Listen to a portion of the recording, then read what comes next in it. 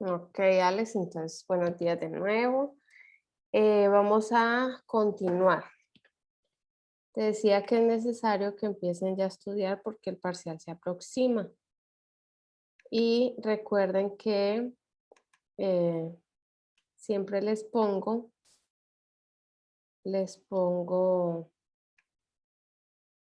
escenarios como que los lleven a la realidad, ¿sí? Tratándolos a ustedes ya como si estuvieran en campo tomando decisiones, ya en una finta. Entonces, de acuerdo a los parámetros que ya hemos ido viendo, lo que necesito es que se vayan poniendo escenarios los cuales ustedes tengan que tomar decisiones, ¿sí? Recuerden que no voy pasando una por una cada diapositiva, porque la idea en estas sesiones es que ustedes preguntaran de lo que ya han estudiado, ¿sí? Ustedes saben que esto está hace mucho aperturado en el campus y la idea es que ya estudiaran de lo que está aperturado. Entonces, estos son pequeños como refuerzos. Hablamos también ayer de la conductividad eléctrica, ¿no? ¿Recuerdas qué es la conductividad eléctrica? ¿Por qué su importancia? No te escucho. ¿Cómo digo, más que me está fallando bien? El micrófono. Que si No, el recuerdas internet. perdón. Que si recuerdas qué es la conductividad eléctrica. ¿Por qué su importancia?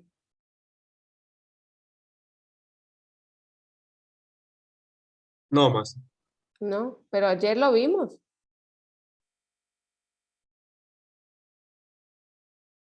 Bueno, recuerden que tienen que empezar a estudiar mucho más, ¿sí? Es como que las sales presentes que están en el suelo. Sí, es la medida indirecta de la concentración de sales solubles en suelo, ¿sí? Es una medida indirecta. Y también hablábamos que no queremos suelos salinos, pero tampoco queremos suelos que no tengan concentración de sales, ¿sí? No queremos suelos tampoco no salinos. Lo ideal sería tener suelos muy ligeramente salinos, ya que a la vez que está en la concentración de la medida indirecta de la concentración de sales, también las sales representan nutrientes, ¿sí? Representan nutrientes. Entonces es necesario siempre tener nutrientes en solución en suelo, si no la planta pues no va a poder absorber. Así de simple y también así de complejo, ¿sí? La planta no puede absorber tan fácilmente si no hay. Ok, hablábamos de que si es benéfico para la planta una elevada conductividad eléctrica. Habíamos dicho que no. Y un compañero tuyo que había, Ángel creo, había participado. Explicábamos por qué sí y por qué no. ¿Listo? Entonces les hice una paradoja ahí del alimento. Ya vimos también lo de pH. Recuerda que esta es una de las propiedades químicas más influyentes para lo que es la disponibilidad de nutrientes, ¿sí? Y habíamos entrado en lo que era ya la materia orgánica. Ay, perdón. Lo que era la materia orgánica y hablábamos que la materia orgánica solamente representa en un suelo ideal, representa un 5%, ¿sí? Y tenemos 45% de minerales, 5% de materia orgánica y los otros 50% estaríamos representados en un suelo ideal por toda la fase acuosa y toda la fase que tiene que ver con intercambio gaseoso, ¿sí? Entonces, recordando lo de la materia orgánica, recuerda que todo empieza por una biomasa, lo cual la generan todos los organismos autótrofos, teniendo en cuenta la fitomasa y la zoomasa. Luego que muere toda esa biomasa, entonces pasa a ser necromasa y todo eso se mide en toneladas por hectárea año. ¿Sí? Luego de la descomposición y síntesis que la hacen nuestros trabajadores gratuitos, entonces todos los macro, meso y microorganismos, de allí es que obtenemos lo que es el humus, ¿sí?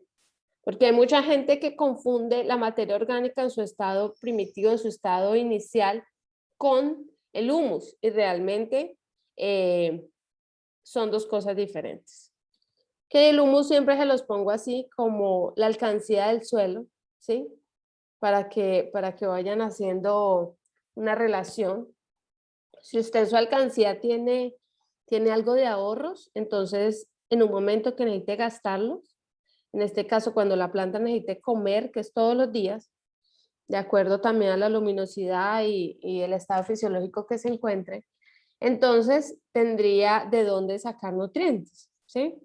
Pero es la alcancía del suelo y allí es como se ahorra, se mantiene los nutrientes. Entonces, ¿qué lo compone? Lo componen los ácidos fúlbicos, ácidos húmicos y las huminas. Sin embargo, hay otro ácido que siempre les recuerdo que es el himatomelánico. No menos importante, pero sí menos estudiado. Entonces, yo siempre les hablo de 4, ¿sí? 4 ácidos del humus. Este es un gráfico que me parece vital, me parece muy importante, entonces siempre lo tenemos aquí mucho más grande. Y tenemos ácidos fúlbicos, ácidos húmicos, huminas, y entre el intermedio de ácidos fúlbicos y húmicos estaría el ácido himatomelánico con H, ¿sí? Aquí tenemos ciertas características que es necesario que estas características o propiedades ustedes las vayan entendiendo y vayan comprendiendo qué ácido tiene más o menos de esa característica. Entonces, si vemos una súper tranquila, súper normal, que es muy fácil porque la apreciamos a simple vista, pues es el color. Entonces, los ácidos fúlbicos, por ejemplo, inician con un color amarillo, ¿sí? Cuando va habiendo mucha más transformación y se van llegando a los ácidos himatomelánicos y a los ácidos húmicos, entonces ya tenemos colores ocre, marrón, gris, oscuro, pero cuando ya llega a las huminas, ya tenemos un color negro, ¿sí? Ya tenemos color negro y es ahí cuando la gente dice, ah, es que esto huele a tierra, ¿sí? Esto huele a tierra, esto se ve como tierra, ya se ve bien. Entonces, la gente siempre asocia el color negro con buen suelo, ¿sí? Intensidad de color, esta es una de las propiedades o características.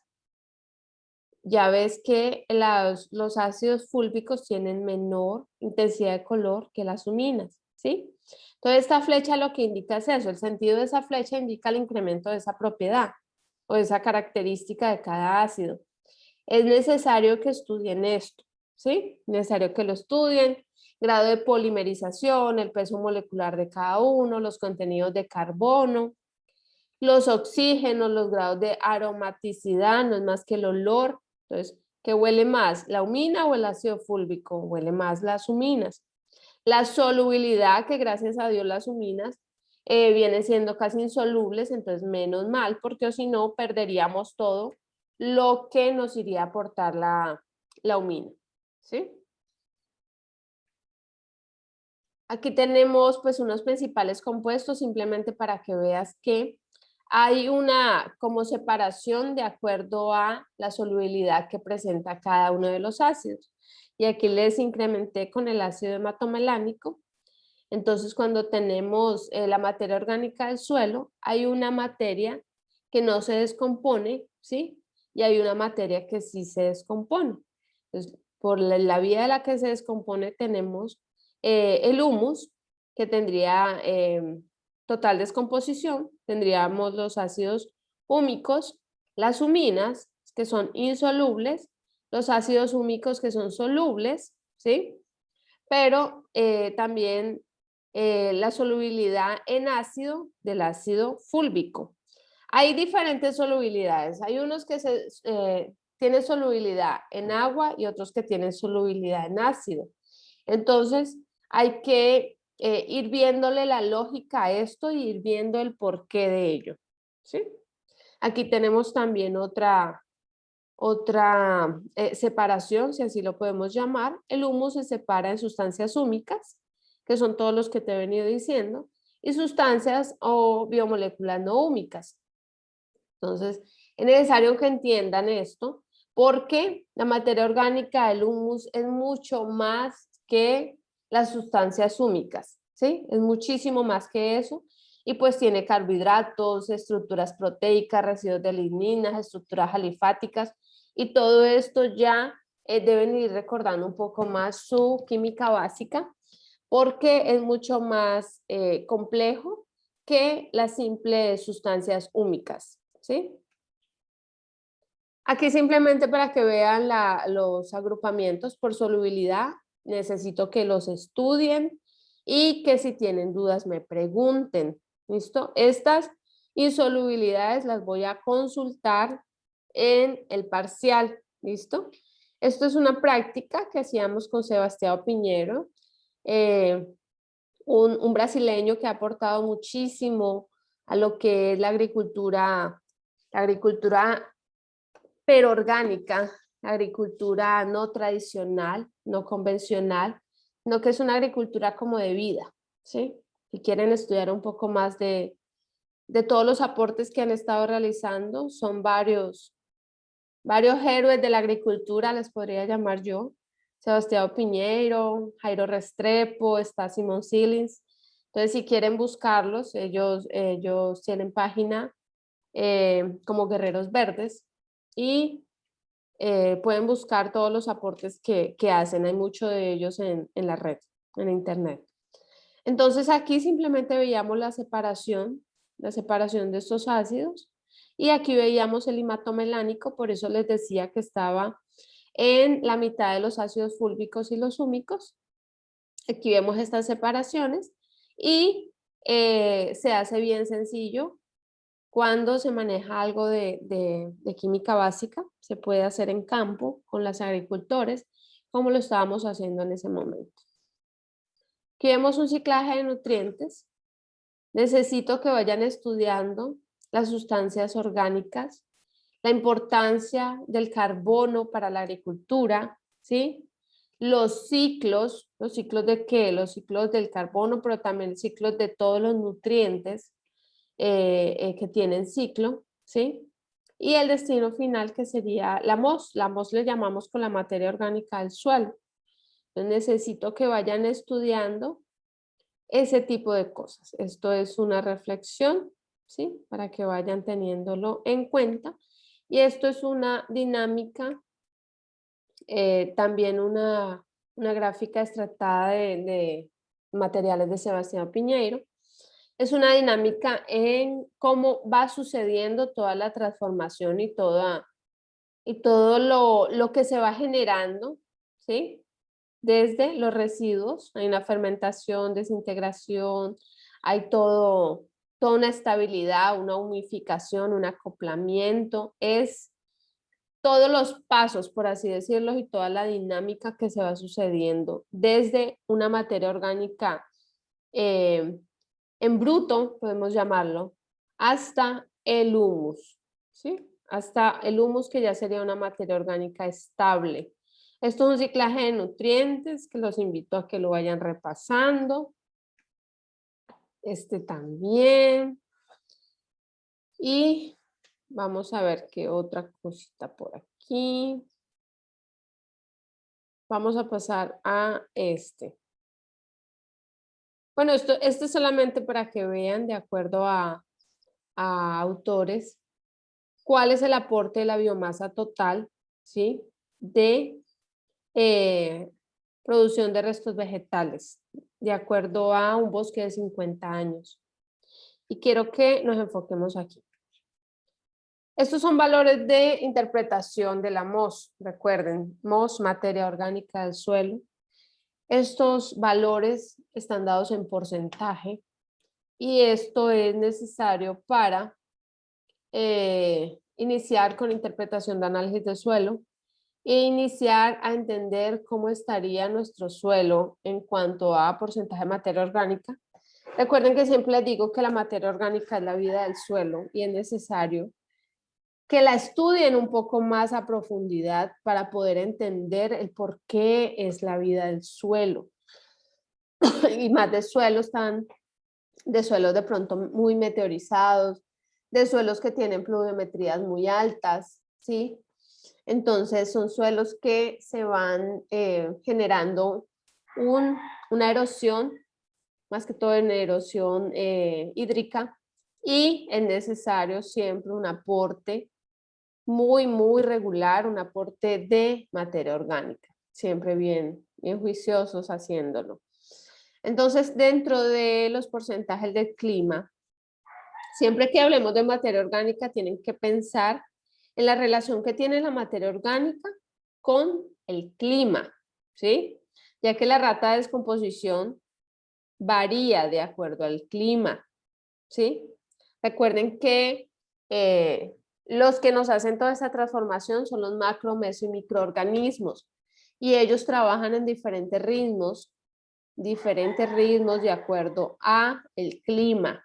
No es lo mismo yo decir que estoy en un clima cálido, clima caliente, o que estoy en un clima frío. Los microorganismos trabajan mucho más rápido, se acelera mucho más su metabolismo en un clima cálido.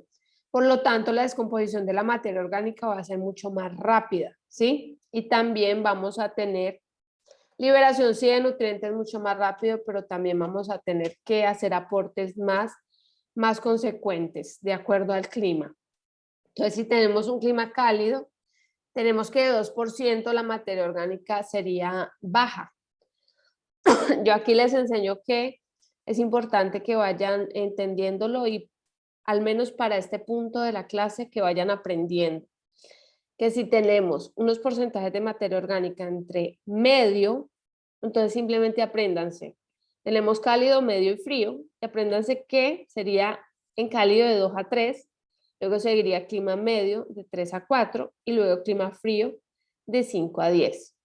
Lo que esté mayor a 10, entonces tendríamos alto, y lo que esté menor a 5, pues tendríamos unos porcentajes bajos de acuerdo al clima. Siempre piensen en el clima cuando estén hablando de materia orgánica.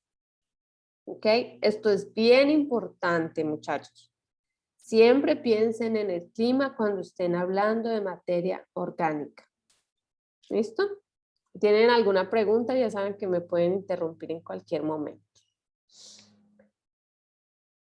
Y con esto concluiríamos.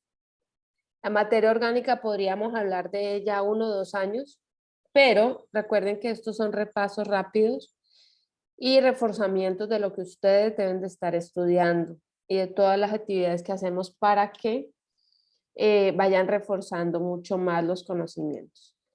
Ok, entonces es necesario que se metan al campus virtual. Allí también tenemos un video de MOS para que vean un poco más sobre ella. No sé si tienen alguna pregunta. Bueno, si no tienen ninguna pregunta, entonces es necesario que vayan a ver todos los materiales que les he dejado. Les he dejado libros, les he dejado videos, ¿sí? Y que vayan a estudiarla. Luego de esto, podemos hacer una sesión de preguntas, que si se ponen muy juiciosos la podríamos hacer mañana mismo. ¿Ok? Bueno, eso sería todo entonces, muchachos. Sobre esta diapositiva más, Sí, sobre la, recuerden que ustedes tienen capítulos 1, capítulos 2, y también les he aperturado ya en el campus varias preguntas que los van a poner en contexto de cómo es la forma de preguntar mía. ¿Qué me refiero con eso? Yo no les voy a preguntar, dígame, por ejemplo, los rangos del pH. No, yo les voy a decir como ya les he explicado. Si usted está en una finca con 8 hectáreas de tomate y dentro de la finca digamos que tiene tomate, tiene berenjena, tiene varias hortalizas para no ser un monocultivo, dígame con un pH de 5.3, una materia orgánica de 2, en un clima frío, ¿cómo estaríamos? ¿Cómo estaríamos? ¿Qué haría usted? ¿Qué interpretación le da a sus datos? ¿Qué recomendaciones le daría al dueño de la finca o a un agricultor? o qué haría usted como encargado de la misma, ¿sí? Entonces, allí es que ustedes se van a poner como enfrente de datos reales y anexado a eso, recuerden que el capítulo 1 hablábamos de arcillas, ¿sí? Hablábamos de tipos de arcillas, hablábamos de mosmorillonita, vermiculita, hilita, y todo ese tipo de arcillas que tienen tipo de acuerdo a un tetraedro y octaedro, y también que tienen entonces sus diferentes capacidades de intercambio catiónico, sus diferentes contracto expansivas o no, y que esas características les confieren a ellas ciertos manejos diferentes a esos suelos, ciertos manejos diferentes si las contienen. Entonces yo les voy a poner a que ustedes tienen fincas con esas diferentes características y qué van a hacer. O que me pueden decir si una finca tiene mucha hilita, que me pueden decir de la SIC, por ejemplo.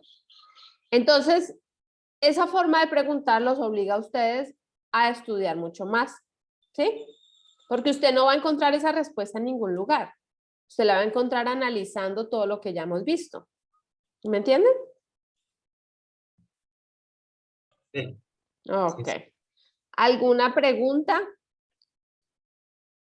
Necesito que estudien todo esto, muchachos, porque la materia orgánica, por ejemplo, usted fácilmente haga un resumen con unos 20, 30 beneficios de la materia orgánica.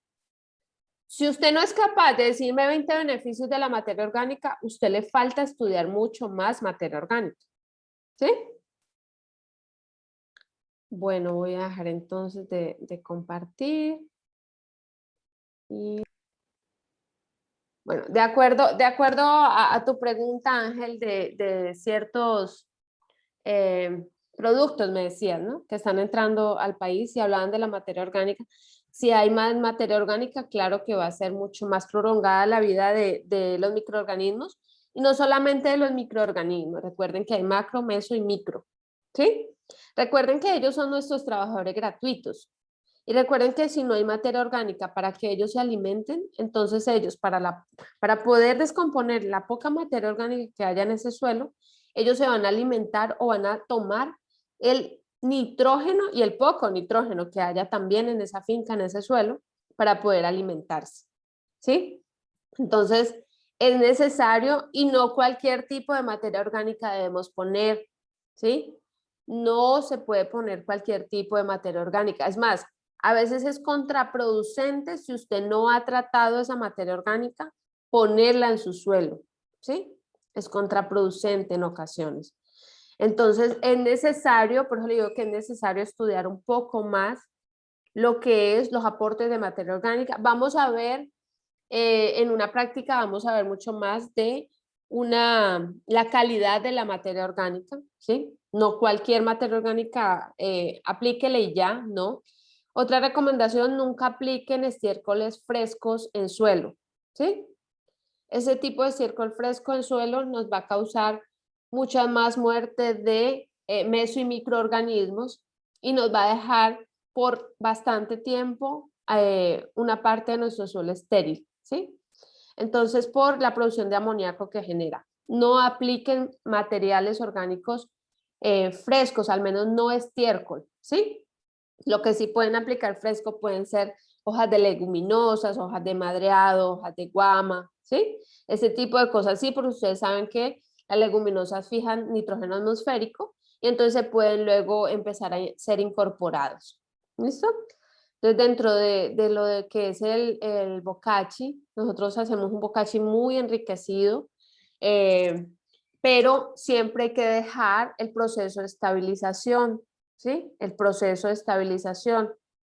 Por favor, les puse también un video algo largo, pero muy bueno, ¿sí? De una edafóloga española. Necesito que lo vean y hagan su análisis, ¿sí? Un resumen, pero analítico, no que yo escuché que la materia orgánica era buena para los mesoorganismos, la materia orgánica es buena para los mesoorganismos, no, o sea, analicen. Aparte de analizar, lean de materia orgánica, complementen con este super video. Ella les hace un resumen grandísimo, me pareció súper bonito, porque les hace un resumen como lo que hemos ido viendo en la clase. les hace un resumen y habla hasta de las arcillas. Entonces les va a servir muchísimo, muchachos. Ya les aperturé también en el campus un cuestionario bastante largo para que se vean en la obligación, ¿sí? En la obligación de estudiar.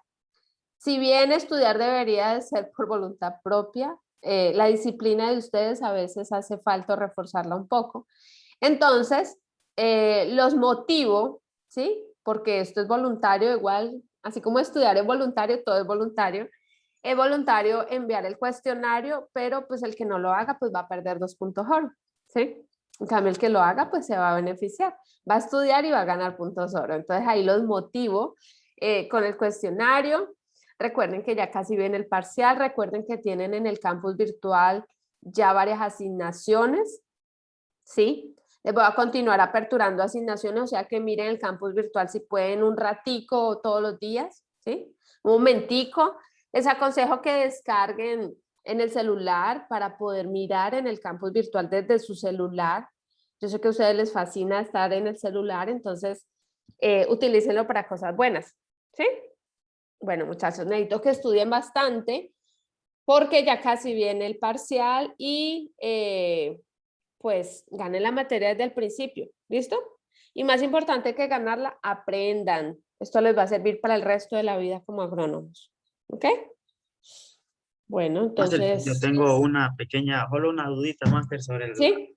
si la mayor parte de materia orgánica se encuentra en la capa superficial, ¿verdad?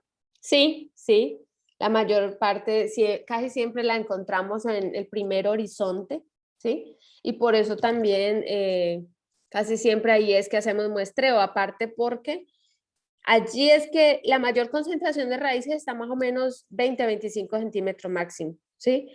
Entonces, de allí es que más se va a alimentar la planta, porque el resto del perfil del suelo obviamente es importante, pero es más para raíces pivotantes o raíces de sostén de la planta, más las raíces de alimentación, que son las que, la profundidad que utilizamos para hacer los cálculos cuando veamos análisis de suelo, para hacer los cálculos de peso de capa arable, siempre utilizamos los primeros 20 centímetros, ¿sí? Y de acuerdo a la raíz efectiva, raíz de alimentación, si lo quieren llamar así, entonces siempre está al inicio. Sin embargo, tengan en cuenta que los perfiles del suelo, cuando uno hace una calicata, dependen de eventos geológicos, ¿sí? Dependen de la roca madre, depende de qué ha sucedido, ¿sí? El suelo debajo, lo que es suelo, todo en superficie, el suelo lo que nos muestra y lo que hay allí, lo que hay que saber cómo leerlo, que no lo sabe cualquiera también, más que todos los agrólogos son muy buenos para ello.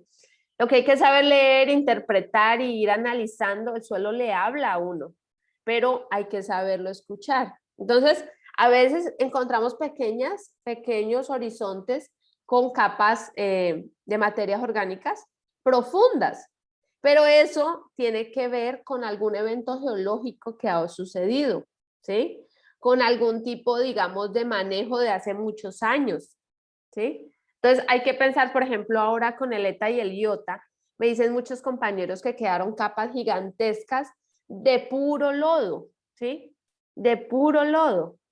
Entonces, en unos años, quien haga una calicata y vea qué ha pasado, ahí va a estar la marca del ETA y el IOTA, ¿sí? Ahí va a estar esa marca.